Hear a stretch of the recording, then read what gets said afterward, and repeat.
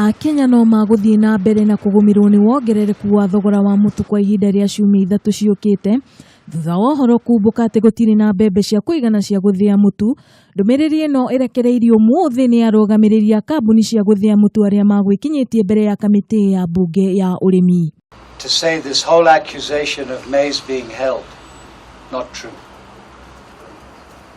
The most embarrassing moment of my life, my ciumia, of my time with UNGA, was I issued a profit warning in February. I've worked my off to improve UNGA's performance. Based on what? Huh? No maize. No maize. Kambuni ici kuhetukira arugamiriri acio ni merire kamiti ino mbembe ngunia milioni 1 iria irakinyire gicukiro-ini kia mirigo kia Mombatha ni cigukorwo cikinyita itemi nene hari gutigirira mundu o wothe ni akinyirwo ni mutu ucio.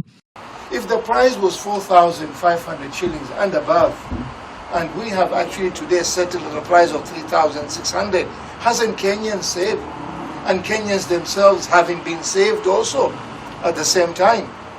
Hindi ya giikaro kiu muikariri giti wa athei ni erire kamiti iyo ati matire na uira kana maratathi ma kuonania ati ni magurire mbembe icio kuma Mexico tondu o macigurire Afrika ya muhuro mugaru na muhuhu wati ciaguritwo kuma Mexico. Kenya is no longer self-sufficient in maize.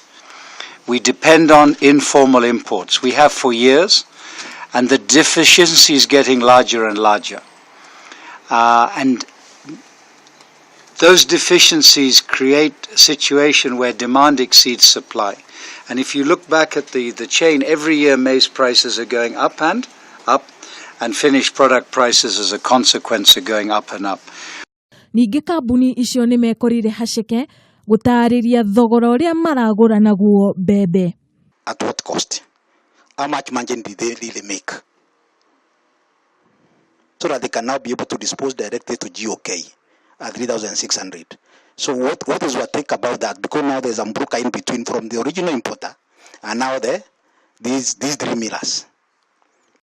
Kambuni icio ni ciorotire kambuni cia Pembe Millers na Kitui Millers makiuga nicio citafanĩtie uguri wa mbembe iria cirakinyire na meri ya mbere na ni makoretwo magithukuma thirikari mbeca nyingi.